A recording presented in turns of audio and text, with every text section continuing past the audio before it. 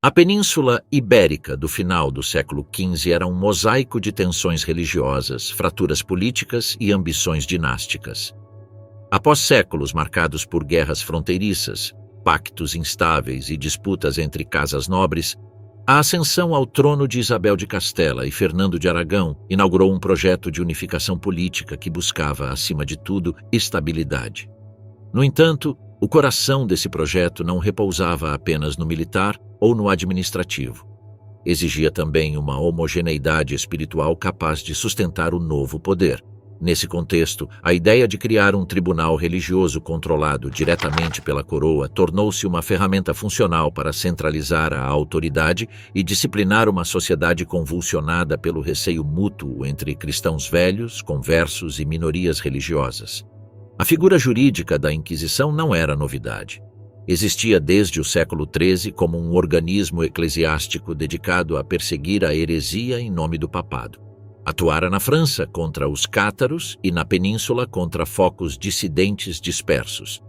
Mas essa Inquisição medieval, administrada diretamente por Roma, não possuía um poder estrutural dentro dos reinos hispânicos. Em 1474, ano em que Isabel ascendeu ao trono castelhano, a instituição havia perdido vigor e atuava apenas em casos isolados. Foi a coroa que viu nesse aparelho adormecido a possibilidade de moldá-lo conforme sua conveniência. Um tribunal que, embora dependesse formalmente do Papa, respondesse na prática aos interesses concretos do nascente Estado unificado. O contexto imediato que impulsionou a iniciativa foi a crescente preocupação com os conversos judeus. Desde meados do século XV, milhares de judeus haviam sido batizados, alguns por convicção, outros por pressão social ou violência direta, integrando-se formalmente à Igreja. Mas o ressentimento e a suspeita sobre suas verdadeiras práticas religiosas continuavam a crescer entre a população cristã. Os distúrbios de 1449 em Toledo, a expansão dos estatutos de limpeza de sangue e os rumores sobre sinagogas clandestinas alimentavam a sensação pública de que a fé católica estava sendo prejudicada desde dentro por supostos cristãos que continuavam praticando o judaísmo em segredo. Os reis católicos compreenderam que a situação ameaçava a estabilidade social e que controlar esse fenômeno aumentaria seu prestígio político. Mas perceberam também que um tribunal estritamente papal escaparia à sua influência direta. Necessitavam de um mecanismo espiritual que estivesse alinhado ao seu projeto político. Em 1477, durante uma visita a Sevilha, Isabel testemunhou o profundo mal-estar entre cristãos velhos e conversos. A tensão havia chegado ao limite e a pressão popular exigia medidas exemplares. Nesse ambiente carregado, os monarcas iniciaram gestões em Roma para solicitar ao Papa Sisto IV a criação de uma inquisição própria, isto é, dependente do papado, mas administrada pela coroa espanhola.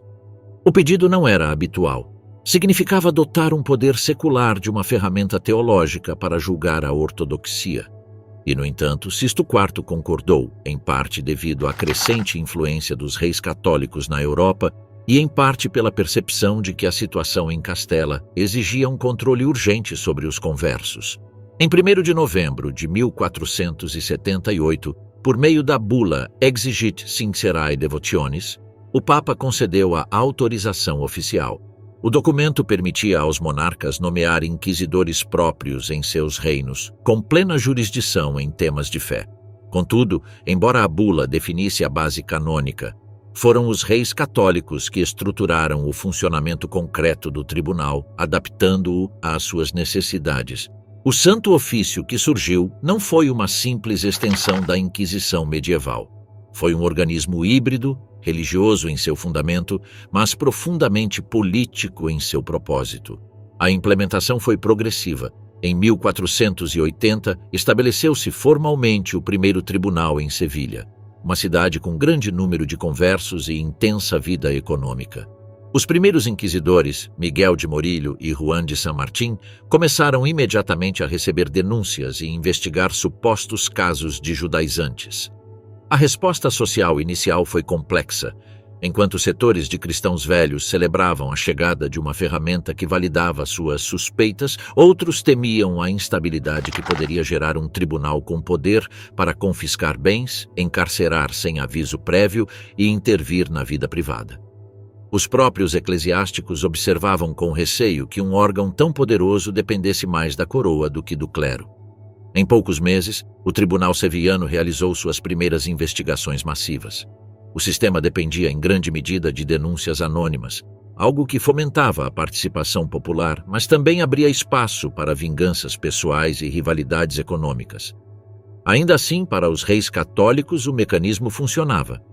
Enviava uma mensagem contundente sobre a defesa da ortodoxia, reforçava sua autoridade em cidades onde o poder local era volátil e servia para disciplinar grupos suspeitos de lealdades divididas.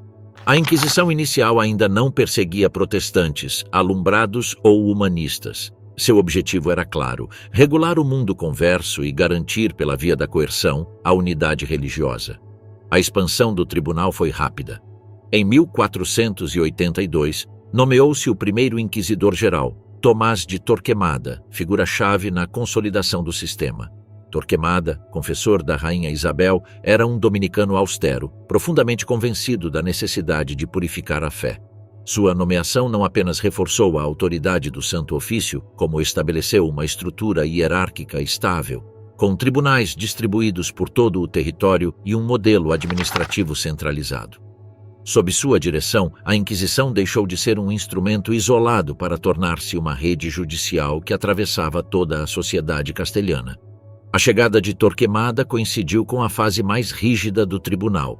Definiram-se procedimentos, construíram-se cárceres específicos e elaboraram-se manuais baseados no direito canônico para regular os interrogatórios.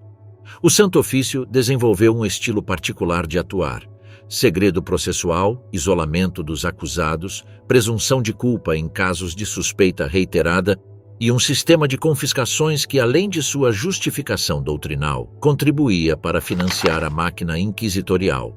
Os reis católicos, conscientes do impacto econômico e político dessas medidas, permitiram que a Inquisição funcionasse quase como um braço do Estado, capaz de intervir onde a autoridade civil encontrasse resistência. No final da década de 1480, o tribunal já se convertia em uma instituição temida, eficiente e politicamente útil. Os monarcas encontraram nele um mecanismo para assegurar seu projeto de unificação religiosa que consideravam indispensável para cimentar a nova Espanha que estavam construindo. Nesse marco, encerrava-se a primeira etapa do Santo Ofício. A justificativa papal, a organização inicial, a figura de Torquemada e a expansão territorial haviam dado forma a um dos organismos mais poderosos da história europeia. O objetivo inicial: os conversos judeus. O foco original da Inquisição espanhola não foi uma heresia abstrata, nem um desejo genérico de purificar a fé, mas um fenômeno profundamente social: a desconfiança em relação aos conversos judeus. Desde o século XIV, a península havia sido cenário de tensões interreligiosas que explodiram com violência em 1391, quando uma onda de pogroms devastou os bairros judeus de Sevilha, Córdoba, Valência e outras cidades. Milhares de judeus morreram e dezenas de milhares foram batizados para salvar a vida. Essa conversão massiva, impulsionada pelo terror e não por convicção espiritual, marcou gerações. Os novos cristãos, chamados conversos ou cristãos novos, integraram-se à vida social, econômica e administrativa. Mas sua presença despertava desconfiança constante entre os cristãos velhos, que os viam como ameaça à pureza religiosa e fator de instabilidade. Ao longo do século XV, os conversos ascenderam em cargos municipais. Destacaram-se como cobradores, comerciantes, banqueiros ou médicos. Muitos prosperaram rapidamente, o que avivou invejas e tensões econômicas. A ideia de que continuavam praticando secretamente o judaísmo tornou-se um rumor persistente que circulava em sermões, mercados e cortes locais. Não importava que muitos conversos tivessem adotado sinceramente a fé cristã. A suspeita pairava sobre todos, sem distinção. De Toledo a Córdoba, os estatutos de limpeza de sangue proliferavam e convertiam a ascendência judaica em uma marca social que nem o batismo apagava. Nesse clima, a figura do judaizante secreto, ou seja, o cristão novo que observava práticas mosaicas sem abandonar publicamente o cristianismo, transformou-se no inimigo ideal para justificar um tribunal que vigiasse de perto a ortodoxia. Quando a Inquisição foi instaurada formalmente em Sevilha em 1480, concentrou-se justamente nessa suspeita: averiguar se existiam conversos que, apesar do batismo, continuavam acendendo velas no início do sabá, guardando dietas rituais, recitando preces hebraicas ou visitando discretamente rabinos expatriados. A lógica inquisitorial partia de uma premissa rígida. Como o batismo marcava um compromisso eterno com a fé cristã, qualquer retorno ao judaísmo constituía grave apostasia. E essa apostasia, na visão teológica do século XV, merecia investigação severa. As primeiras pesquisas demonstraram o que a coroa esperava encontrar: casos isolados de famílias que mantinham algumas práticas judaicas, seja por nostalgia cultural ou por educação familiar. Mas a Inquisição transformou essas exceções em fenômeno generalizado. O uso das denúncias anônimas disparou o número de acusações. Bastava a suspeita de um vizinho ressentido ou de um competidor econômico para iniciar um processo. A máquina inquisitorial respondia a uma lógica burocrática. Cada denúncia deveria ser investigada, cada testemunho registrado, cada comportamento suspeito analisado sob a lupa do tribunal. Com o tempo, essa dinâmica criou um clima de medo permanente entre os conversos, que vigiavam cada gesto cotidiano para evitar qualquer interpretação ambígua. As audiências inquisitoriais baseavam-se na declaração de testemunhas que podiam permanecer em segredo, o que garantia a colaboração da população sem receio de represálias. Elaboraram-se listas de práticas consideradas judaizantes: banhar-se na tarde de sexta-feira, evitar o consumo de carne de porco, vestir roupa limpa no início do sabá ou recitar orações familiares. A Inquisição assumia que esses comportamentos eram provas de apostasia oculta, mesmo quando faziam parte de costumes domésticos não necessariamente religiosos. O tribunal buscava padrões, não confissões voluntárias, e os inquisidores atuavam convictos de que estavam erradicando uma ameaça à unidade cristã. O impacto social foi imediato. Famílias inteiras foram detidas para interrogatório, comunidades ficaram paralisadas e muitos conversos passaram a competir para demonstrar uma ortodoxia mais estrita que a dos cristãos velhos. Frequência constante à missa, ostentação de símbolos religiosos e denúncias voluntárias contra outros conversos para desviar suspeitas. Esse fenômeno criou uma espiral de delação que reforçou o poder do Santo Ofício. A Inquisição, longe de investigar de cima para baixo, alimentava-se de ressentimentos locais, tensões familiares e disputas econômicas com verniz religioso. Em cidades como Sevilha, Córdoba, Toledo e Ciudad Real, os primeiros anos do tribunal caracterizaram-se por processos massivos. As prisões do Santo Ofício encheram-se rapidamente e as confiscações de bens começaram a financiar o crescimento da instituição. Para a coroa, isso representava um duplo benefício. Por um lado, fortalecia a unidade religiosa que considerava necessária para o projeto político que consolidava. Por outro, gerava recursos em um momento em que a Guerra de Granada consumia enormes despesas. Embora os reis católicos nunca tenham declarado abertamente que a Inquisição deveria ser um instrumento econômico, é evidente que a confiscação de bens facilitava o financiamento do aparato administrativo e judicial do tribunal. A figura de Tomás de Torquemada desempenhou papel decisivo nessa etapa. Convencido de que a comunidade converso-judaica representava risco espiritual para o reino, impulsionou vigilância rigorosa e homogênea em todos os tribunais. Sob sua supervisão, o Santo Ofício expandiu-se para Castela a Velha, Aragão, Catalunha e Valência. A Inquisição deixou de ser tribunal localizado para tornar-se rede institucional sistemática. Torquemada também promoveu a criação de manuais de conduta inquisitorial que estabeleciam normas precisas, como interrogar, quando usar tortura, que sinais interpretar como heresia e como proceder diante da suspeita de grupos inteiros. O efeito foi uma atmosfera de controle constante. Os conversos começaram a modificar suas vidas para evitar qualquer interpretação maliciosa. Mudavam hábitos culinários, adotavam nomes abertamente cristãos, buscavam casamentos com cristãos velhos e evitavam reunir-se em público entre si. Ainda assim, a suspeita era difícil de dissipar. Mesmo aqueles que alcançavam cargos importantes ou demonstravam piedade intensa podiam ser denunciados por motivos triviais. A Inquisição convertera a fé em um espaço vigiado. A pressão intensificou-se na década de 1490, quando a Guerra de Granada entrava em sua fase final e o discurso de unidade religiosa tornava-se componente essencial do poder real. Consolidar a vitória militar sobre o último reino muçulmano implicava também purificar ideologicamente a sociedade cristã.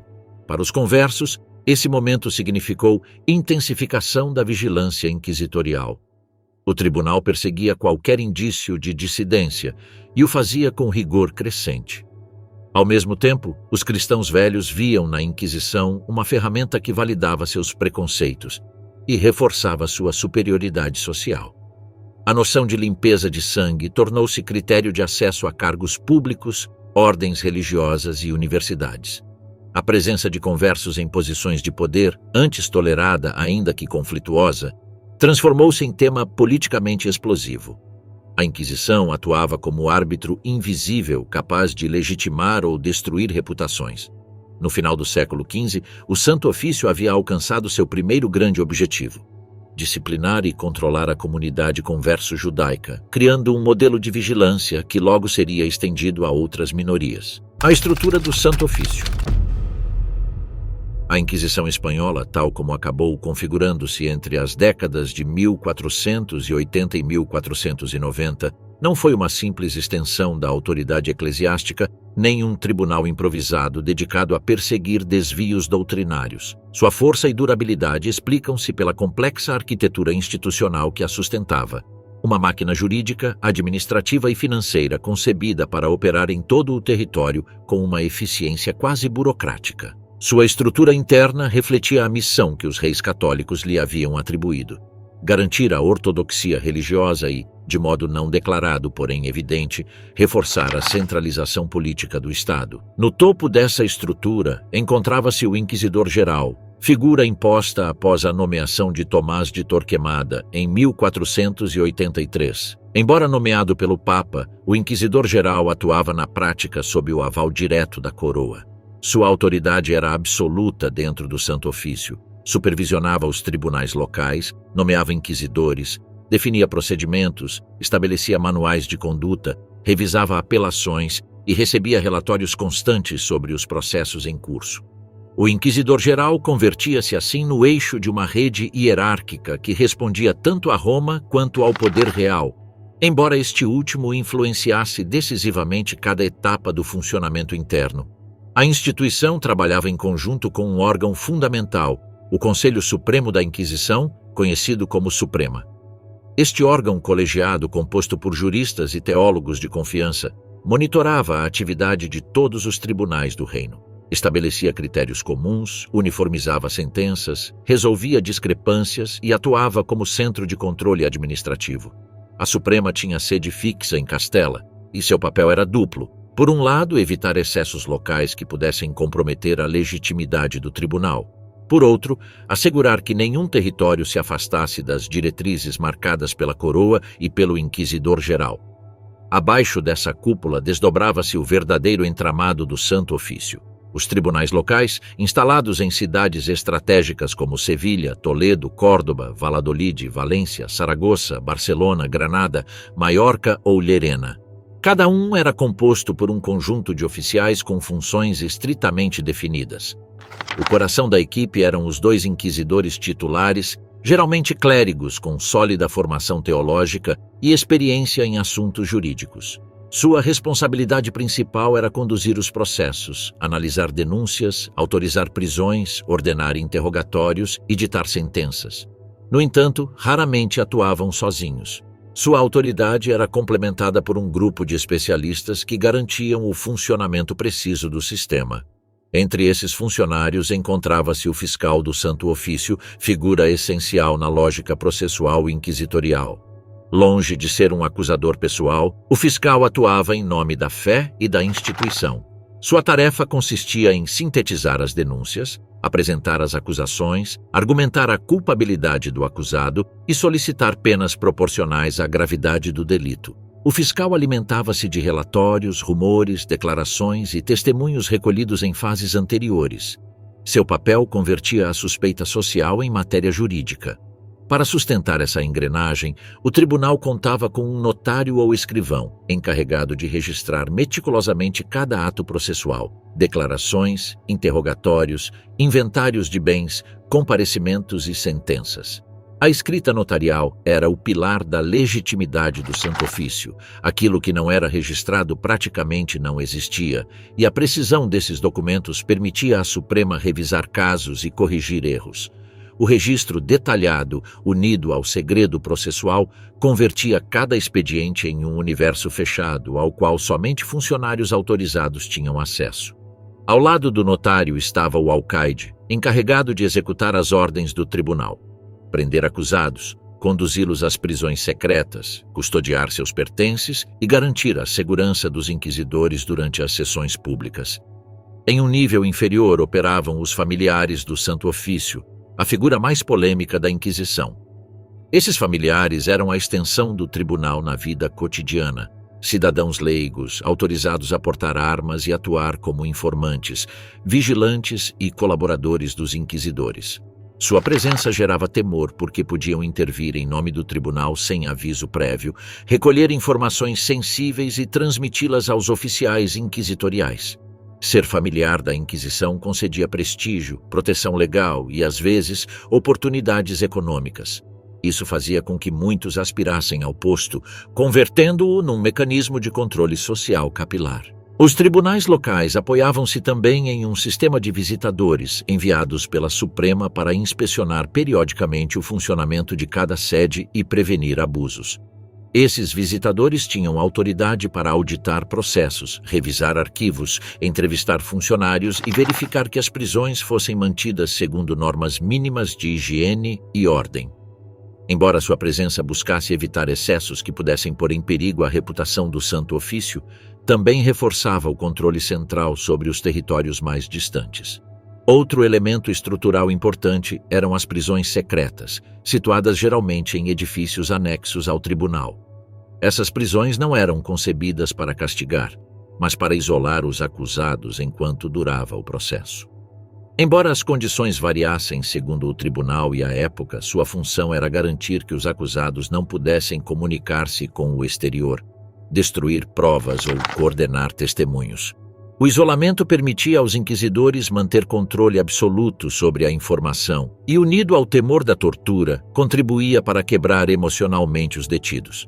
As prisões eram divididas em celas individuais e coletivas, e o acesso aos presos realizava-se sob protocolos estritos.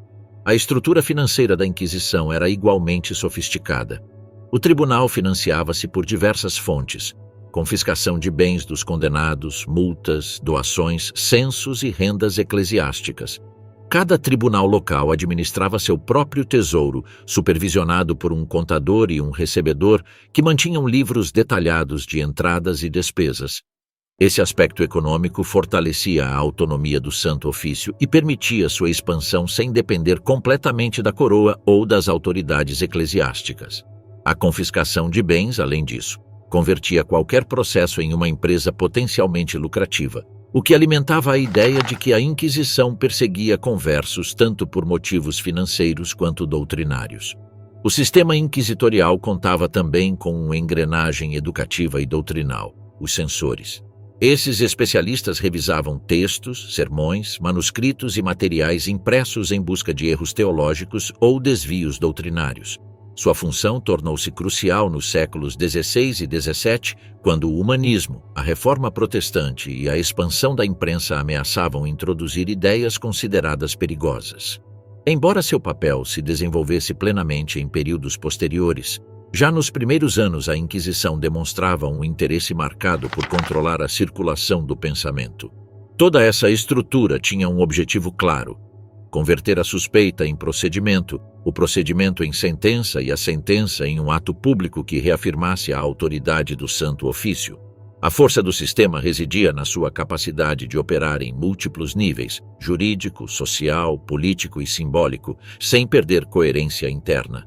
A uniformidade de seus métodos garantia que uma acusação em Sevilha seguisse critérios semelhantes aos de uma apresentada em Saragoça ou Barcelona. Essa homogeneidade alimentava a percepção de inevitabilidade. A Inquisição podia estar em qualquer lugar. A estrutura aperfeiçoou-se ao longo de décadas, mas os fundamentos estabelecidos em sua etapa inicial definiram a natureza do Santo Ofício por séculos. Um tribunal que combinava burocracia, teologia, vigilância social e coerção, capaz de intervir na vida íntima dos cidadãos e de projetar a autoridade da coroa sobre todo o território.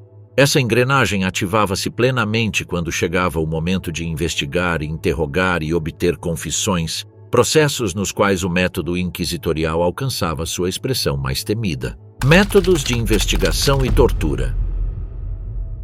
O poder da Inquisição não residia apenas em sua estrutura jurídica nem na amplitude de sua jurisdição territorial, mas no modo como investigava, interrogava e obtinha confissões. Seu método combinava uma sólida base jurídica derivada do direito canônico com um mecanismo de coerção psicológica e física, destinado a quebrar a resistência do acusado. A eficácia do Santo Ofício dependia precisamente desse equilíbrio entre procedimento formal e pressão emocional, um equilíbrio que transformava cada processo inquisitorial numa experiência devastadora para quem caía sob sua autoridade. O ponto de partida de qualquer investigação era a denúncia, que podia ser anônima e provenir de qualquer membro da comunidade. A Inquisição incentivava explicitamente os fiéis a informar sobre comportamentos suspeitos mediante sermões, editais e visitas pastorais. Esse sistema convertia tensões sociais, rivalidades familiares e conflitos econômicos em material processual. Uma vez recebida a denúncia, os inquisidores a examinavam para decidir se havia indícios suficientes para iniciar uma investigação formal. O acusado desconhecia tanto a existência da denúncia quanto a identidade de quem a apresentara. Se a suspeita era considerada fundada, o tribunal emitia um mandato de prisão. A captura podia ocorrer de noite ou de dia, sem aviso prévio, e geralmente sem permitir que o acusado se despedisse da família ou buscasse assessoria jurídica. Uma vez recolhido nas prisões secretas, o processo ficava completamente sob controle do tribunal. Diferentemente da justiça civil, a inquisitorial impunha um sigilo rigoroso. O acusado não sabia quem o denunciara, que provas existiam contra ele, nem quem testemunharia durante o julgamento. Esse isolamento não apenas garantia a segurança dos testemunhos, mas criava uma atmosfera de incerteza que debilitava emocionalmente o acusado. O processo judicial seguia uma sequência precisa. Em primeiro lugar, realizava-se a audiência dos cargos, uma leitura formal das acusações redigidas pelo fiscal do Santo Ofício.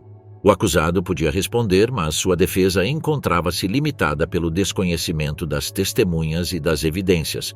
A Inquisição permitia a apresentação de inibições, isto é, listas de possíveis inimigos pessoais que pudessem ter apresentado denúncias por motivos espúrios. No entanto, essa prática raramente revertia o curso do processo. Os inquisidores podiam ignorar a inibição se considerassem as provas suficientes. A base das investigações consistia na acumulação de testemunhos. As testemunhas declaravam sem a presença do acusado, e suas declarações eram registradas pelo notário do tribunal. As declarações eram classificadas segundo seu caráter direto ou indireto, mas até rumores podiam ser considerados indícios quando provenientes de múltiplas fontes. A lógica inquisitorial assumia que a heresia era um delito oculto e, portanto, difícil de provar mediante evidência material. Daí a importância dos padrões de conduta e dos sinais interpretados como práticas judaizantes, mouriscas ou heréticas. Quando as declarações e evidências não eram suficientes para obter uma confissão, os inquisidores podiam recorrer a uma ferramenta temida, a tortura judicial. Seu uso era regulado pelo direito canônico, que a justificava apenas quando existiam indícios veementes de culpabilidade e o acusado persistia em negar os cargos. Embora a Inquisição afirmasse que a tortura não deveria causar derramamento de sangue nem mutilações permanentes, na prática as técnicas empregadas provocavam um sofrimento extremo. Entre os métodos mais utilizados encontrava-se o potro, uma mesa ou cavalete onde o acusado era atado de pés e mãos enquanto cordas eram tensionadas para esticar e deslocar suas articulações. A progressão do tormento dependia da resistência do acusado e da avaliação dos inquisidores.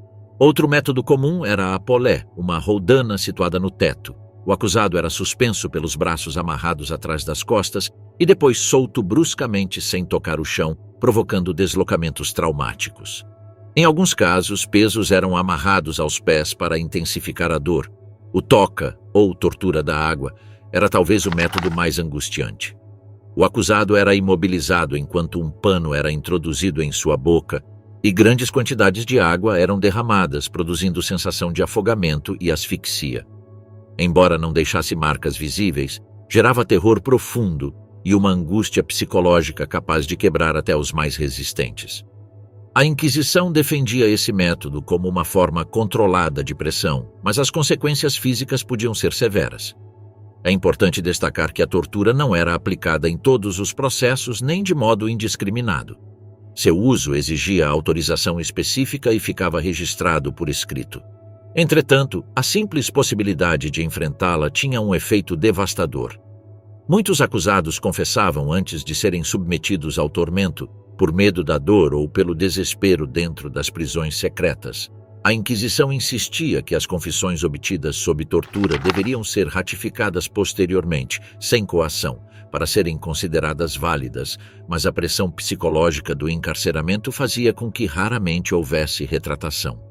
O procedimento inquisitorial incluía também a figura da confissão espontânea, incentivada mediante editais de graça que ofereciam penas menores àqueles que se apresentassem voluntariamente para reconhecer práticas heréticas.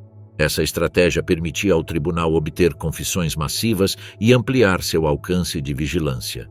Em épocas de suspeita generalizada, os editais de graça podiam provocar uma onda de delações internas dentro de comunidades de conversos ou mouriscos. Uma vez concluída a investigação, o tribunal elaborava a sentença, que podia variar desde penitências simples, como jejuns, rezas ou uso de São Benito, até confiscação de bens, prisão perpétua ou a entrega do condenado ao braço secular para sua execução. A Inquisição juridicamente não executava a pena de morte, entregava o condenado à autoridade civil com a recomendação de uma pena severa, que na prática significava a fogueira. Esse procedimento permitia à instituição manter certa distância formal do ato final, embora a sentença inquisitorial determinasse completamente o destino do condenado. O ênfase no sigilo, a capacidade de isolamento, a pressão psicológica, o uso regulado da tortura e a elaboração meticulosa dos expedientes transformaram os processos inquisitoriais num mecanismo capaz de dobrar vontades. Não se tratava apenas de descobrir a verdade, mas de produzi-la segundo os parâmetros estabelecidos pelo tribunal. A confissão convertia-se na culminação de um processo concebido para demonstrar a autoridade incontestável do Santo Ofício. Os grandes autos de fé. Os autos de fé foram a manifestação pública mais visível, teatral e ritualizada do poder inquisitorial. Se os interrogatórios secretos e as prisões ocultas constituíam o engrenagem silencioso do Santo Ofício, os autos de fé eram o seu rosto cerimonial, um espetáculo cuidadosamente concebido para reforçar a autoridade religiosa e política, intimidar a população e encenar a vitória da ortodoxia sobre a dissidência. Estas cerimônias, que alcançaram o seu apogeu entre os séculos XVI e XVII, combinavam liturgia, procissão, justiça penal e cenografia urbana num evento que podia durar horas, ou mesmo dias, e reunir multidões de toda a região.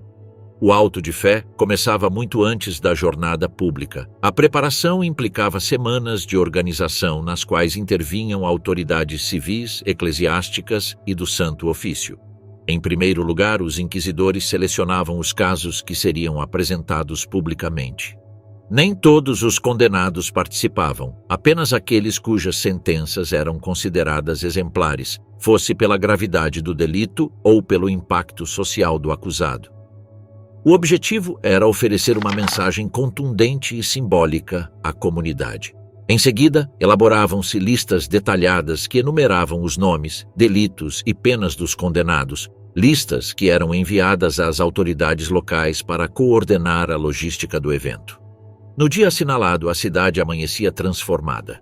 As ruas principais eram adornadas com tapeçarias, tecidos e emblemas religiosos, E levantavam-se estrados de onde as autoridades e os representantes das grandes famílias observariam a cerimônia. Em muitos casos, construía-se um grande tablado na praça central ou diante da catedral, de onde seriam lidas as sentenças. Desde cedo, artesãos, comerciantes, camponeses e viajantes de povoados vizinhos acorriam para presenciar o espetáculo, que funcionava como uma mistura de ato religioso e celebração urbana. A multidão convertia o auto de fé num acontecimento social, reforçando o seu caráter performativo. Os condenados, por sua vez, eram levados das prisões secretas ao local do auto. Vestiam o sambenito, um hábito de penitência que variava segundo a gravidade do delito. Podia incluir símbolos de chamas, figuras demoníacas ou cruzes verdes. Aqueles sentenciados à morte apareciam com capirotes altos e decorações que indicavam a sua condição de obstinados ou relapsos. O percurso desde o tribunal até a praça realizava-se em procissão, acompanhado por frades dominicanos que exortavam os condenados ao arrependimento. A tensão emocional era intensa. Alguns choravam, outros se mostravam resignados, e alguns poucos tentavam manter a compostura apesar do estigma público. A primeira parte do auto consistia numa missa solene, celebrada geralmente na presença do bispo ou de representantes de alto escalão. A liturgia marcava a dimensão espiritual do ato. Apresentava-se a luta contra a heresia como uma batalha pela salvação da alma. A missa culminava com o juramento de fidelidade à fé católica por parte de todos os participantes e autoridades, incluindo magistrados civis, o que reforçava a união entre Igreja e Estado na defesa da ortodoxia. Depois vinha o ponto central, a leitura das sentenças. O secretário do tribunal, acompanhado pelo fiscal e pelos inquisidores, lia em voz alta os expedientes resumidos de cada condenado, as suas origens, os cargos, a confissão e a pena imposta. O público escutava em silêncio, interrompido apenas por sussurros, gestos de indignação ou manifestações de compaixão por alguns acusados. As sentenças podiam ir desde a abjuração leve, que implicava penitências menores, até a relaxação ao braço secular, isto é, a entrega do condenado à justiça civil para a sua execução. A leitura das sentenças tinha uma função pedagógica. Permitia à população compreender quais comportamentos eram considerados perigosos, quais práticas resultavam suspeitas e quais eram os limites da ortodoxia. O auto de fé transformava-se assim num manual público de conduta e advertência.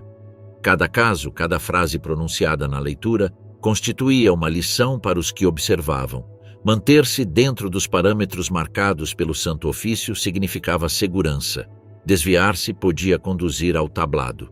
Após a leitura, os condenados que recebiam penas menores eram conduzidos novamente às prisões ou obrigados a realizar penitências públicas, como desfilar pela cidade ou assistir a missas específicas. Aqueles sentenciados à morte eram entregues às autoridades civis, que se encarregavam de levá-los ao local de execução, geralmente fora das muralhas da cidade.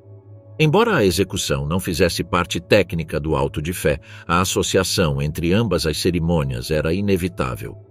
A fogueira, símbolo extremo da purificação pelo fogo, tornou-se a imagem mais persistente da Inquisição. O momento da execução variava. Em alguns casos, realizava-se no mesmo dia, noutros no dia seguinte. As autoridades civis asseguravam que o ato fosse público para reforçar o seu caráter exemplar.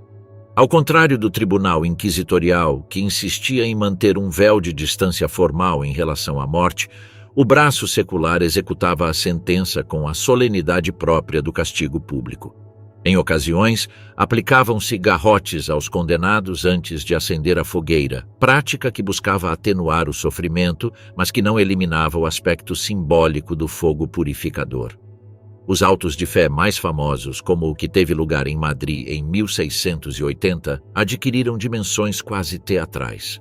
Aquele evento reuniu milhares de assistentes, contou com a presença do rei Carlos II e converteu-se num ato político de reafirmação da monarquia. As crônicas descrevem como a cidade se vestiu de gala, como as famílias nobres competiam pelos melhores lugares nos balcões e como os condenados desfilaram diante de uma multidão expectante. Nesses casos, o auto de fé transcendia a função inquisitorial e convertia-se numa expressão da ordem social da época. Contudo, para além do espetáculo, os autos de fé tinham um impacto profundo na psicologia coletiva. A exposição pública do castigo produzia um efeito disciplinador. Os que assistiam compreendiam que a fronteira entre a ortodoxia e a heresia estava vigiada com rigor. A combinação de música sacra, discursos solenes, símbolos visuais e sentenças pronunciadas diante de milhares de pessoas convertia o auto de fé numa ferramenta incomparável de controle social. Os autos de fé cumpriam também uma função administrativa.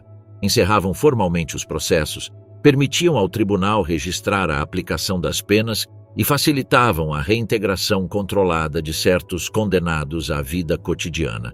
Os que recebiam penitências deviam portar sambenitos durante anos, o que os estigmatizava perante a comunidade e reforçava a memória coletiva do castigo. Ao final do século XVII, o esplendor dos autos de fé começou a diminuir, embora o seu poder simbólico persistisse durante gerações. A expulsão dos judeus, 1492. A expulsão dos judeus dos reinos de Castela e Aragão em 1492 não pode ser entendida sem o clima de hostilidade religiosa, pressão social e vigilância inquisitorial que se havia consolidado nas décadas anteriores. Embora a decisão final adotada pelos reis católicos tivesse múltiplas causas, a Inquisição desempenhou um papel crucial na construção do discurso que legitimou a expulsão.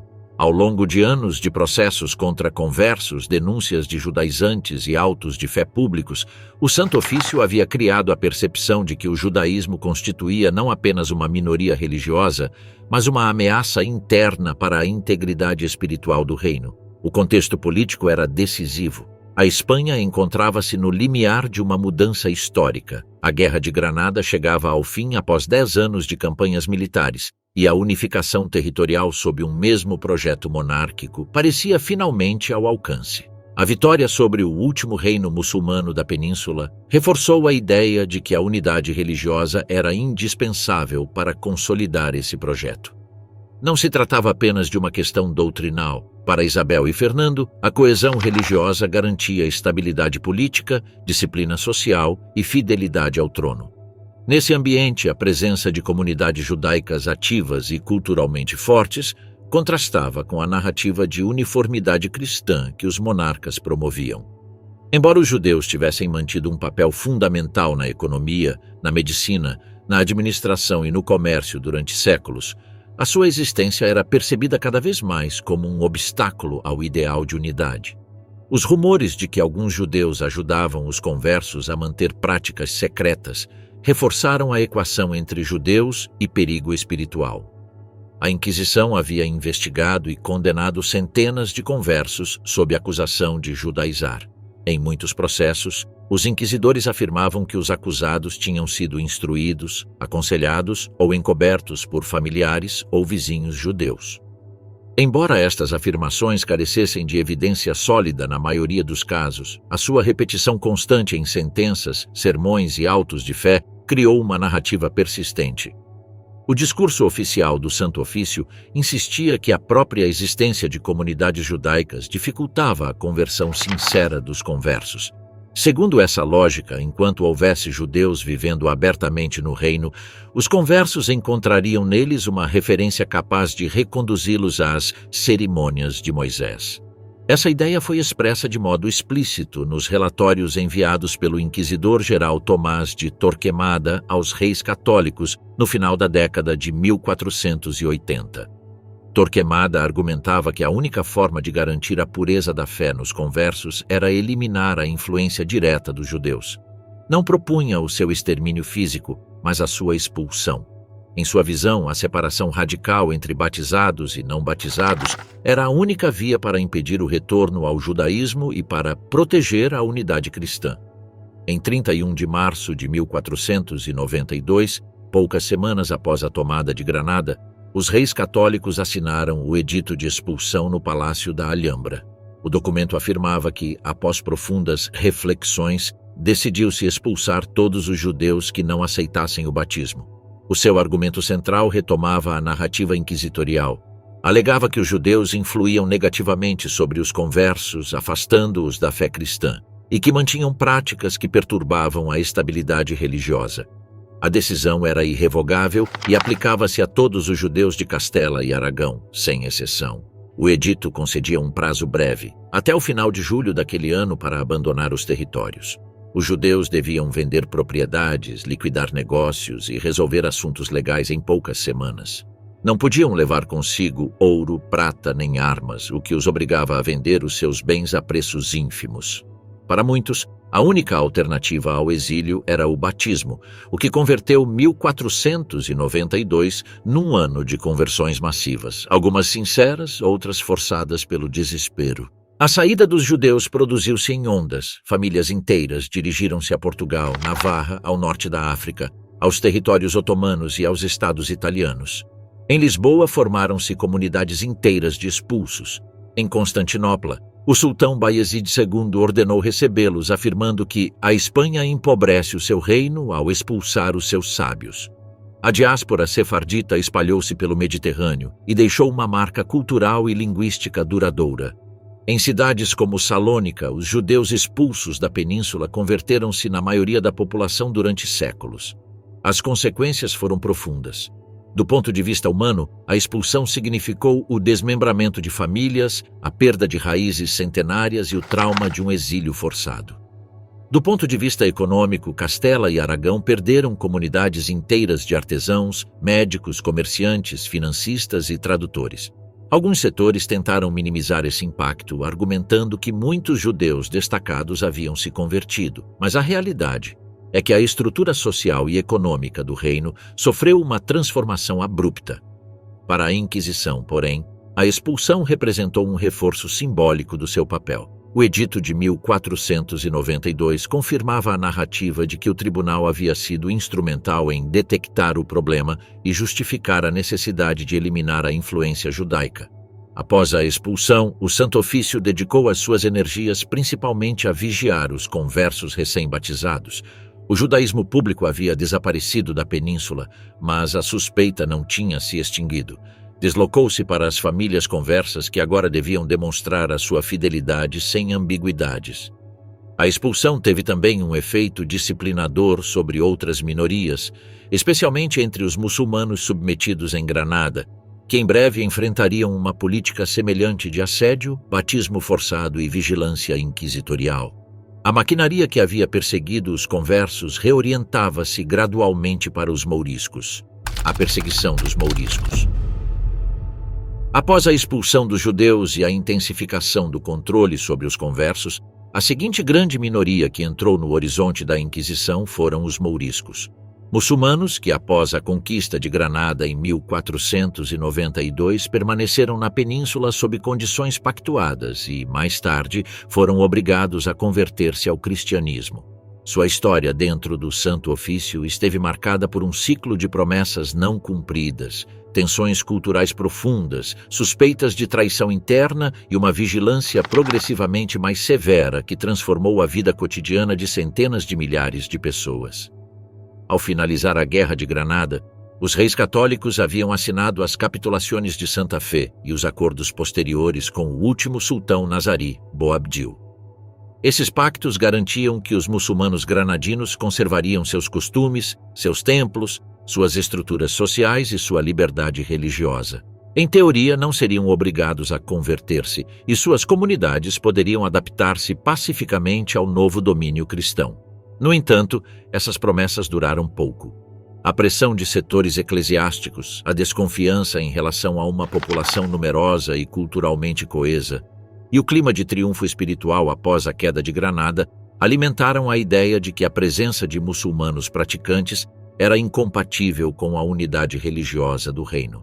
A figura-chave nessa transformação foi o arcebispo Francisco Jiménez de Cisneros, que, a partir de 1499, impulsionou uma política agressiva de conversões no Reino de Granada. Seus métodos contrastavam com os do arcebispo Hernando de Talavera, partidário da evangelização gradual. Cisneros ordenou batismos forçados, confiscou livros em árabe, destruiu manuscritos religiosos e tentou impor um modelo de cristianização imediata. O resultado foi uma explosão social. A rebelião das Alpujarras em 1499 Um levante massivo que envolveu milhares de muçulmanos granadinos cansados das pressões culturais e religiosas. Após sufocar a rebelião, a coroa reinterpretou as capitulações e declarou inválidas muitas de suas garantias. Em 1502, Fernando e Isabel decretaram que todos os muçulmanos de Castela deveriam escolher entre o batismo e o exílio. Mas o exílio era uma opção praticamente impossível. Não existiam rotas seguras e os portos não permitiam saídas em massa. Assim, em poucos meses, toda a população muçulmana castelhana converteu-se legalmente em cristãos novos de mouros, ou seja, mouriscos. Em Aragão e Valência, o processo seria mais gradual, mas não menos inevitável. Em 1526, Carlos I decretou o batismo obrigatório nesses territórios também. Com os muçulmanos convertidos pela força, a Inquisição assumiu um novo papel: vigiar a sinceridade dessas conversões e detectar qualquer indício de que os mouriscos continuavam praticando o Islã em segredo. O tribunal, que havia aperfeiçoado seus métodos durante décadas de investigações sobre conversos judeus, aplicou agora a mesma lógica a essa comunidade. No entanto, a situação era distinta. Ao contrário dos conversos judeus, que provinham de famílias integradas durante gerações na sociedade cristã, os mouriscos conservavam uma identidade cultural, linguística e religiosa profundamente enraizada. Muitos viviam em comunidades coesas, falavam árabe ou aljamiado e mantinham tradições que marcavam uma clara diferença em relação à população cristã velha. A Inquisição interpretou essa diferença como evidência de deslealdade. Proibiu-se falar árabe, usar roupas tradicionais, praticar rituais de purificação, celebrar casamentos segundo costumes ancestrais, ou manter banhos públicos. Qualquer prática associada à cultura islâmica era examinada como possível sinal de heresia. A vigilância estendeu-se aos gestos cotidianos: evitar o consumo de carne de porco, banhar-se às sextas-feiras, recitar orações em voz baixa ou reunir-se discretamente podiam motivar denúncias. Elaboraram-se listas de condutas suspeitas, semelhantes às utilizadas contra os conversos judeus, e ordenaram-se visitas periódicas para inspecionar casas e aldeias. O sistema de espionagem local desempenhou um papel fundamental. Vizinhos cristãos, motivados por preconceitos, recompensas econômicas ou rivalidades pessoais, denunciavam mouriscos por práticas menores. A Inquisição recebia um fluxo constante de acusações que reforçava sua percepção de que o Islã clandestino persistia sob as conversões. Em muitos casos, os testemunhos eram vagos ou contraditórios, mas a lógica processual do Santo Ofício privilegiava os indícios em detrimento da evidência material. Um mourisco podia ser detido e processado pela mera suspeita de manter costumes culturais herdados. A pressão inquisitorial intensificou-se em Aragão e Valência, onde os mouriscos constituíam uma parte importante da população rural e formavam comunidades relativamente independentes. Os senhores locais dependiam de sua mão de obra agrícola e opunham-se a uma perseguição demasiado severa, o que gerou tensões entre a Inquisição e a nobreza. Ainda assim, o tribunal avançou, processando centenas de mouriscos por maometismo encoberto. Registram-se casos em que famílias inteiras foram julgadas por orações ditas ao amanhecer, visitas a curandeiros muçulmanos ou posse de textos em aljamiado. Em meados do século XVI, a situação adquiriu um caráter geopolítico. A crescente presença do Império Otomano no Mediterrâneo e as incursões de piratas berberes alimentaram o temor de que os mouriscos atuassem como quinta coluna interna. A Inquisição reforçou essa ideia em seus relatórios. Sustentava que os mouriscos mantinham vínculos secretos com o Islã exterior e que sua lealdade ao rei era duvidosa.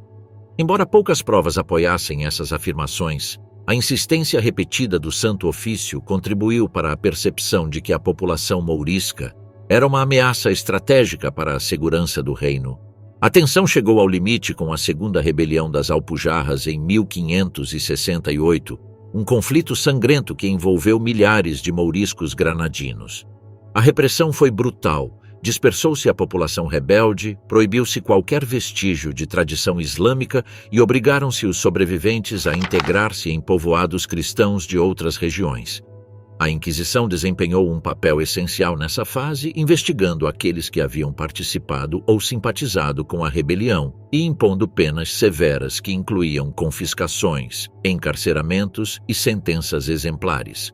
O conflito, no entanto, não apagou as suspeitas.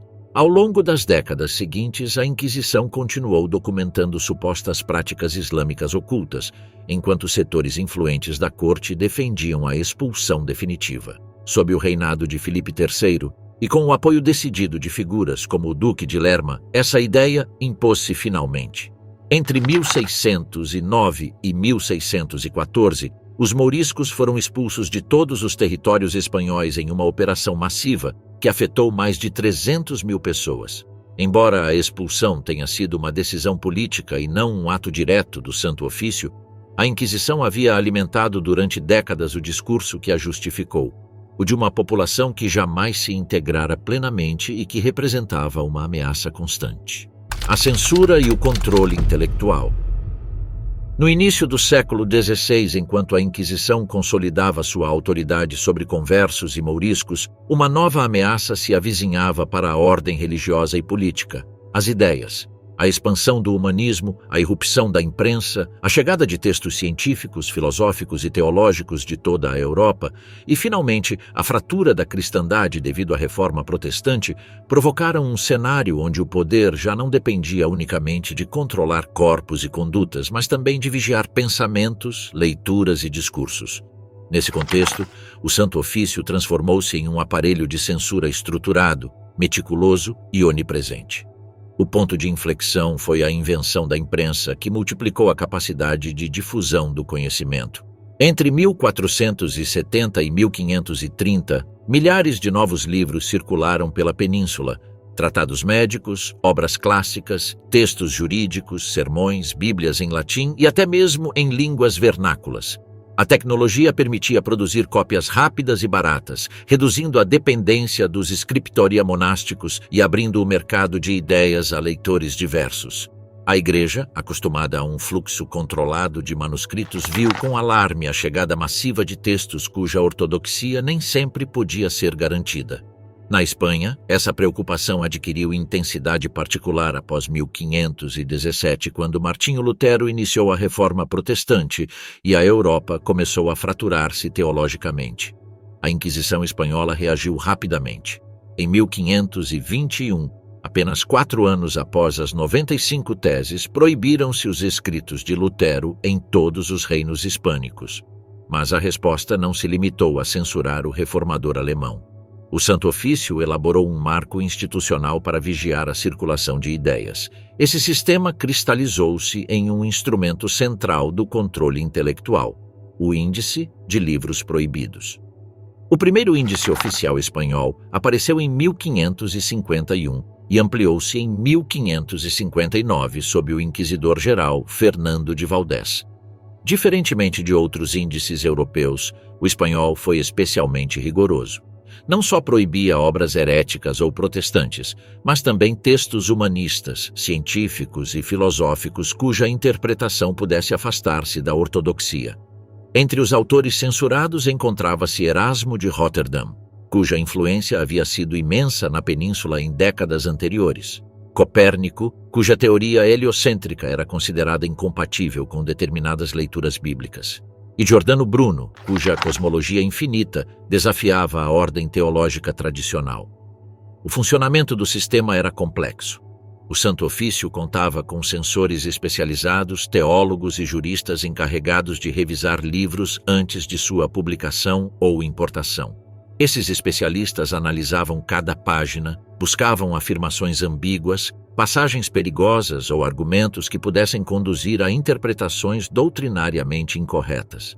Se detectassem problemas, o texto podia ser proibido, mutilado ou corrigido. Introduziam-se taxaduras, advertências marginais, edições expurgadas ou avisos ao leitor. Nada escapava da vigilância: sermões, catecismos, poemas, tratados médicos, manuais de navegação, obras jurídicas e até literatura recreativa. A imprensa ficou submetida a um duplo controle: o licenciamento prévio, que obrigava os impressores a solicitar autorização para publicar, e a revisão posterior, que permitia ao Santo Ofício confiscar edições já distribuídas. As bibliotecas privadas também eram objeto de inspeção. Agentes inquisitoriais realizavam visitas para registrar as estantes de nobres, clérigos, comerciantes ou professores universitários, buscando exemplares proibidos. A posse de certos livros nem sempre implicava heresia, mas sim suspeita. Em muitos casos, os proprietários apressavam-se em entregar voluntariamente os volumes para evitar um processo formal. A censura afetou profundamente o mundo universitário. Salamanca, Alcalá, Valladolid e outras instituições foram obrigadas a adaptar seus programas de estudo às listas de livros permitidos. Determinadas obras de astronomia, medicina ou filosofia só podiam ser ensinadas com cautela, e alguns professores foram investigados por utilizar textos suspeitos. A difusão de ideias renascentistas desacelerou, e a Espanha, que no século XV havia sido um centro destacado do humanismo erasmista, começou a isolar-se intelectualmente da Europa. O índice não foi um catálogo estável. Revisou-se e ampliou-se repetidamente ao longo dos séculos XVI e XVII. Novos movimentos místicos, correntes alumbradas, tratados sobre espiritualidade individual, obras heterodoxas e traduções bíblicas em línguas vernáculas foram acrescentados. Em muitos casos, o Santo Ofício não só proibia livros, mas também manuscritos que circulavam de forma privada. Obras místicas difundidas em conventos femininos, por exemplo, foram supervisionadas cuidadosamente, pois a Inquisição temia que uma espiritualidade demasiado autônoma pudesse desembocar em desvios doutrinários ou em fenômenos como os alumbrados. A vigilância intelectual não limitou-se a livros, também abarcou pregadores, teólogos e professores. Os sermões eram monitorados, especialmente em momentos de tensão política ou religiosa. Pregadores que propunham interpretações originais ou excessivamente emotivas podiam ser investigados. A Inquisição vigiou de perto os iluministas, movimentos místicos que defendiam a comunicação direta com Deus e que rejeitavam mediações eclesiásticas. Nesse ponto, a figura do frade ou da freira visionária converteu-se em objeto de suspeita. A fronteira entre a mística aceita e a heresia era difusa, e a Inquisição a definia caso por caso.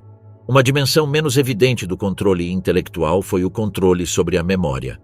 O Santo Ofício exigia que os condenados por heresia carregassem sambenitos pendurados em igrejas ou praças, onde permaneciam durante anos. Os sambenitos não só castigavam o indivíduo, funcionavam como recordatórios públicos, advertências permanentes sobre quem havia desviado seu pensamento, sua fé ou sua conduta. Nesse sentido, a censura não só atuava sobre os livros, também moldava a memória coletiva. Apesar de seu rigor, o sistema inquisitorial de censura nunca conseguiu controlar completamente a circulação de ideias. Contrabandistas, estudantes, diplomatas, mercadores e marinheiros introduziam na Espanha livros proibidos provenientes da França, Itália ou Países Baixos. Algumas obras copiavam-se à mão em segredo, circulavam entre círculos de eruditos ou permaneciam ocultas em bibliotecas privadas. Ainda assim, o clima de vigilância constante gerou autocensura e moderação intelectual. Muitos autores evitavam desenvolver teorias arriscadas, e alguns cientistas preferiam publicar no exterior para evitar o escrutínio inquisitorial. A Inquisição na América. A expansão do Império Espanhol para a América no século XVI colocou um desafio completamente novo para a Inquisição. Na Península, o Santo Ofício havia aperfeiçoado sua maquinaria para vigiar conversos, mouriscos, místicos e leitores suspeitos. Mas o Novo Mundo era um espaço distinto, vasto, diverso, culturalmente fragmentado e com estruturas religiosas que não se pareciam em nada com o judaísmo, o islamismo ou as heresias europeias. Ali conviviam populações indígenas com tradições milenares, comunidades africanas trazidas à força no comércio escravista, colonos espanhóis de diversas origens, funcionários civis, clérigos, comerciantes, mestiços, crioulos e viajantes provenientes dos mais variados cantos do mundo. Esse mosaico exigia que a Inquisição adaptasse seus métodos, sua jurisdição e sua lógica de vigilância. Ao contrário do que normalmente se imagina, a Inquisição não se implantou diretamente na América desde os primeiros anos da conquista. Existiam limitações jurídicas claras.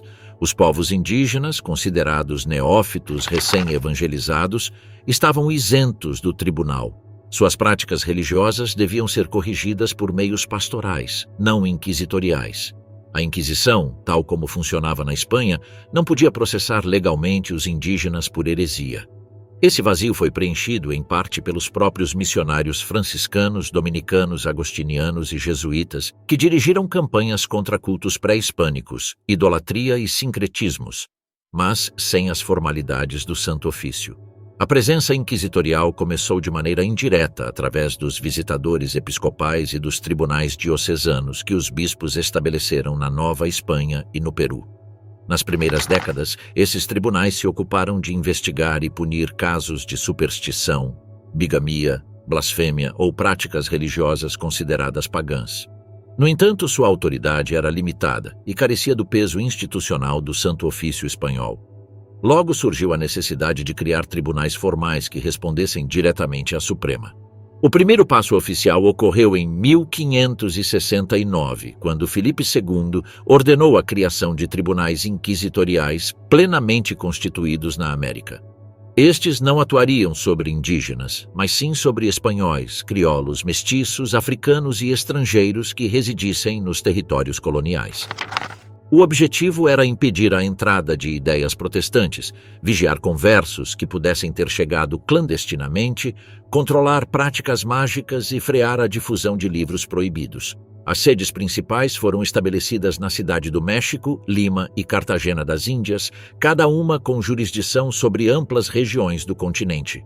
Fundado formalmente em 1571, o Tribunal da Cidade do México se tornou a sede inquisitorial mais influente do continente. Sua missão principal era vigiar a população espanhola e crioula, embora também tenha processado africanos escravizados e libertos, frequentemente acusados de feitiçaria ou práticas mágicas. Uma das primeiras preocupações foi a entrada clandestina de protestantes, especialmente comerciantes e marinheiros ingleses, flamengos ou franceses que chegavam aos portos do Golfo do México. O tribunal investigou numerosos casos de marinheiros que pregavam doutrinas luteranas ou calvinistas entre os colonos. No entanto, sua atuação não se limitou ao protestantismo. O tribunal investigou também criptojudeus, descendentes de conversos que haviam emigrado para escapar da Inquisição Peninsular. O caso mais emblemático foi o de Luís de Carvajal, o Moço, e sua família, processados em 1596 por praticar rituais judaicos em segredo. Suas confissões, obtidas sob tormento, revelaram uma rede de praticantes que se estendia pelo vice-reino, embora muitas suspeitas se baseassem em rumores ou rivalidades comerciais. O tribunal também vigiou a bigamia, delito frequente entre colonos que se deslocavam de uma região a outra sem romper vínculos matrimoniais prévios. Igualmente, processou pessoas acusadas de blasfêmia, feitiçaria ou superstição, práticas que misturavam tradições indígenas, africanas e europeias em formas híbridas que desconcertavam o Santo Ofício. Fundado em 1570, o Tribunal de Lima tinha jurisdição sobre o vasto território do Vice-Reino do Peru, que incluía regiões desde as altas cordilheiras até a Amazônia. Seu trabalho concentrou-se inicialmente na perseguição de espanhóis acusados de idolatria indígena, mas rapidamente seus esforços se orientaram para os alumbrados, místicos heterodoxos, criptojudeus e, especialmente, para a censura de livros que entravam pelos portos de Callao e Arica. Um dos processos mais célebres foi o de Francisco de la Cruz, um frade dominicano acusado em 1578 de difundir ideias apocalípticas e profecias milenaristas. Seu caso refletiu o temor da Inquisição diante de movimentos espirituais que questionavam a autoridade eclesiástica. O Tribunal de Lima também processou numerosos escravos africanos e afrodescendentes acusados de feitiçaria ou rituais proibidos. Muitas testemunhas descreviam cerimônias noturnas, danças ou curas que combinavam elementos africanos com influências indígenas, interpretadas pelos inquisidores como pactos demoníacos. Estabelecido em 1610, o Tribunal de Cartagena concentrou-se principalmente na perseguição ao criptojudaísmo, devido à intensa atividade comercial do Caribe e à presença de mercadores portugueses descendentes de conversos. Cartagena, como porto-chave, era um ponto estratégico para frear a entrada de ideias protestantes e o contrabando de livros. Esse tribunal ganhou notoriedade pela perseguição a africanos e afrodescendentes praticantes de religiões sincréticas. Muitos foram acusados de feitiçaria, possessão demoníaca ou pactos com forças malignas. Ao contrário do México ou de Lima, Cartagena desenvolveu uma maquinaria específica para interrogar escravos e libertos. Embora a Inquisição americana não tivesse jurisdição sobre indígenas, sua presença afetou profundamente o desenvolvimento religioso do continente. Os missionários atuavam como uma espécie de inquisicão pastoral. Destruíam templos pré-hispânicos, confiscavam ídolos, puniam práticas ritualísticas e vigiavam aqueles que resistiam a abandonar suas tradições. O Santo Ofício supervisionava indiretamente esses processos e, quando se tratava de mestiços ou espanhóis envolvidos em rituais indígenas, intervinha com severidade. O controle intelectual foi igualmente rigoroso. Os portos americanos ficaram submetidos a um controle estrito de livros, evitando a entrada de obras protestantes ou científicas consideradas perigosas. Universidades como a do México ou a de San Marcos, em Lima, deviam seguir os programas aprovados pela Suprema. O tribunal atuava com especial dureza diante de textos que questionassem a autoridade eclesiástica, a moral cristã ou a legitimidade da conquista. A Inquisição americana, apesar de ser uma adaptação do modelo europeu, manteve a mesma combinação de burocracia, segredo processual, coerção e teatralidade. Seus autos de fé, embora menos espetaculares que os peninsulares, tiveram grande impacto social, especialmente no México e em Lima, onde milhares de pessoas assistiam às leituras de sentenças e às penitências públicas. Por meio desses tribunais, o Santo Ofício estendeu sua influência por todo o continente, adaptando-se a novas realidades sem renunciar a seus princípios fundamentais. Casos famosos e polêmicos. Ao longo dos séculos XVI e XVII, a Inquisição espanhola acumulou milhares de processos, muitos deles rotineiros, outros profundamente complexos e alguns tão notórios que ficaram gravados na memória histórica. Esses casos não só revelam a severidade do Santo Ofício, como também refletem as tensões intelectuais, religiosas e sociais que atravessavam o reino. Cada processo emblemático funciona como uma janela para uma época em que a ortodoxia era vigiada com rigor absoluto e qualquer desvio podia desencadear investigações prolongadas, denúncias massivas e autos de fé de enorme repercussão pública.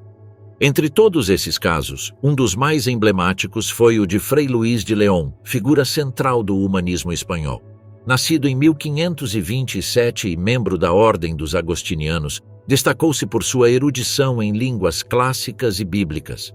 Sua capacidade de trabalhar diretamente com o hebraico e o grego lhe permitiu questionar traduções latinas tradicionais, particularmente da Vulgata, algo que despertou desconfiança entre colegas mais conservadores. Em 1572, após disputas acadêmicas dentro da Universidade de Salamanca, foi denunciado à Inquisição. As acusações concentravam-se em sua tradução do Cântico dos Cânticos para o castelhano e em certas afirmações doutrinárias consideradas excessivamente ousadas. Embora o caso tivesse um claro pano de fundo acadêmico e político, o Santo Ofício o tomou como exemplo dos riscos da interpretação bíblica independente. Frei Luís foi encarcerado por quase 5 anos e, embora finalmente absolvido, seu processo tornou-se símbolo da tensão entre o humanismo intelectual e a rigidez dogmática da época. Outro caso célebre, ainda mais complexo por sua dimensão eclesiástica, foi o do arcebispo Bartolomé de Carranza, arcebispo de Toledo e uma das figuras mais influentes do século XVI. Carranza havia participado do Concílio de Trento e era reconhecido por seu vasto conhecimento teológico. No entanto, seus escritos catequéticos chamaram a atenção de setores temerosos de qualquer desvio doutrinário. Acusaram-no de conter ideias próximas ao protestantismo, acusação gravíssima para a figura eclesiástica mais alta do reino. O processo de Carranza foi excepcionalmente longo e tenso. Começou em 1559 e durou quase 2 décadas, envolvendo não só a Inquisição espanhola, mas também o Vaticano. Ele passou anos recluído e submetido a interrogatórios intermináveis.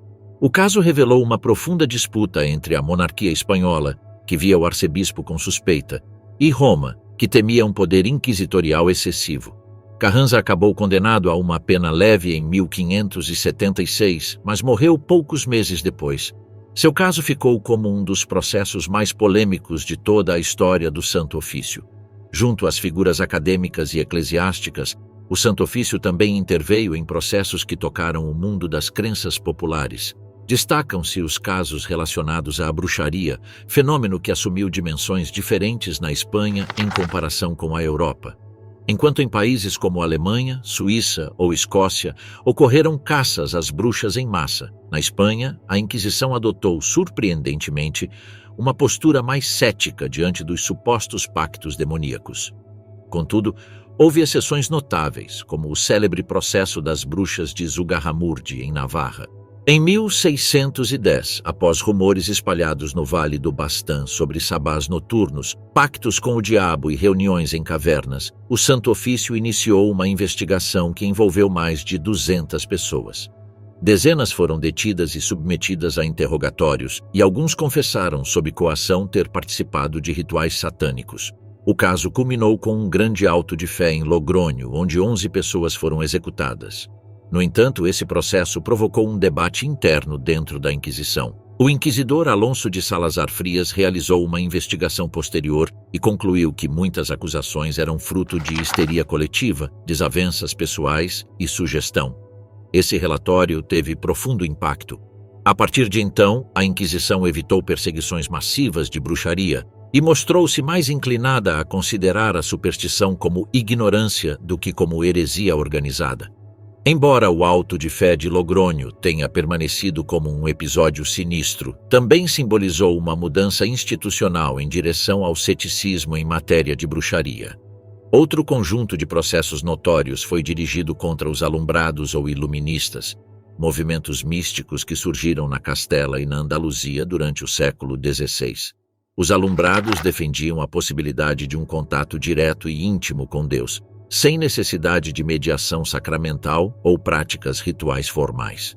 Seu ênfase na iluminação interior e na passividade espiritual foi interpretado pela Inquisição como um desafio direto à autoridade eclesiástica. Figuras como Isabel de la Cruz e Pedro Ruiz de Alcaraz foram presas e julgadas, e o movimento foi perseguido com dureza. A Inquisição temia que a exaltação mística desembocasse em desordens doutrinárias, especialmente numa época marcada pelo temor ao protestantismo. Em vários casos, os alumbrados foram acusados de incitar condutas imorais, rejeitar a obediência eclesiástica ou reinterpretar sacramentos essenciais. O Santo Ofício também enfrentou correntes intelectuais mais discretas, como os erasmistas. Erasmo de Roterdã havia gozado de enorme popularidade na Espanha nas primeiras décadas do século XVI, mas após a Contra-Reforma, suas obras começaram a ser consideradas perigosas. Intelectuais como Juan de Vergara, Bernardino Tovar e Alonso de Valdés foram investigados por difundir ideias erasmistas, que a Inquisição via como um caminho difuso em direção a posições protestantes. Embora muitos deles não tenham sido severamente condenados, o clima de suspeita e vigilância inibiu o desenvolvimento humanista em universidades e círculos acadêmicos. Os processos contra médicos, curandeiros, astrólogos e feiticeiros também ocuparam lugar significativo no arquivo inquisitorial. A medicina tradicional coexistia com práticas supersticiosas que incluíam amuletos, encantamentos e diagnósticos astrológicos. O Santo Ofício diferenciava entre a medicina aceita, baseada na tradição galênica, e as práticas consideradas mágicas. Em algumas ocasiões, médicos judeus conversos foram acusados de usar procedimentos feiticeiros, combinando suspeitas religiosas com rivalidades profissionais. Cada um desses casos revela como a Inquisição se tornou um espelho dos temores da sociedade: medo do erro doutrinário, do desordenamento espiritual, da dissidência intelectual, da subversão cultural ou da influência estrangeira. Mas também mostram os limites do tribunal e suas tensões internas. A resistência de determinados inquisidores ao fanatismo popular, a intervenção de Roma em alguns processos, a influência do rei sobre casos específicos, e a pressão constante de setores sociais que buscavam usar a Inquisição para fins pessoais. A decadência do poder inquisitorial, séculos XVII a XVIII. No início do século XVII, a Inquisição Espanhola continuava sendo uma instituição temida, respeitada e estreitamente vinculada à identidade política e religiosa do Império. Seus autos de fé ainda reuniam multidões, seus tribunais mantinham uma rede ativa na Península e na América, e sua capacidade de intervir em disputas locais, casos morais e censura intelectual parecia intacta. No entanto, sob essa superfície de autoridade consolidada, começaram a surgir fissuras profundas. As mudanças sociais, culturais, econômicas e filosóficas que transformaram a Europa nos séculos XVII e XVIII impactaram diretamente o Santo Ofício, provocando uma decadência lenta, irregular e cheia de tensões. A instituição não desapareceu imediatamente. De fato, sobreviveu até o século XIX, mas sua influência se erodiu de maneira progressiva e irreversível. Um dos fatores decisivos nesse declínio foi a mudança no clima intelectual europeu. A Contra-Reforma havia reforçado a ortodoxia católica na primeira metade do século XVII, mas, a partir de 1650, novas correntes filosóficas começaram a penetrar nos círculos intelectuais. O racionalismo cartesiano, a ciência experimental, o ceticismo moderado e as primeiras luzes do pensamento ilustrado. Essas mudanças não destruíram de imediato a autoridade religiosa, mas a relativizaram, deslocando o eixo do conhecimento da teologia para a razão, a observação e a crítica. A Inquisição percebeu essa mudança e tentou contê-la por meio de novas formas de censura, mas seus métodos começaram a parecer obsoletos mesmo para setores dentro do clero.